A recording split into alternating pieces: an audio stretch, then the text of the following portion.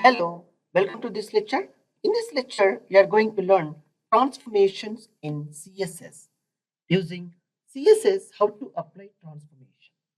In HTML5, we will apply this technique to will get in a transformation allowing to rotate something of your elements in HTML5 form.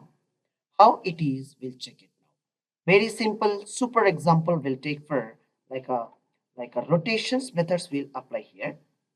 Yeah, very simple div tag and H1. These are the tags I'm taking here. Too easy to understand the things. All right. Now we'll see jumpstart to apply for style tag.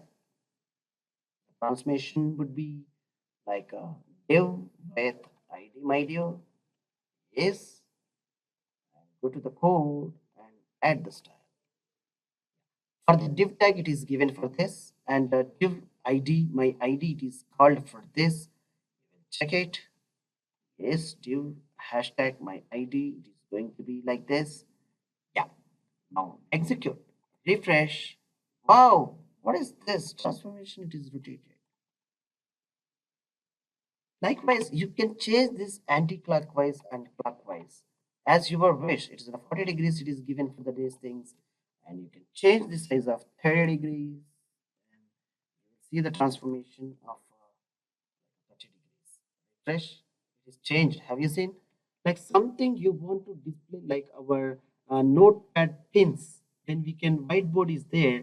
Will allow mark pins or daily stick-on notes will place there. Likewise, in your HTML page, you can design these type of sticky notes, making with the pin, and you can make it as in a place of the sticky notes wherever you require to place with the along with the some rotation, either rotations, whichever you want to use the rotation technique.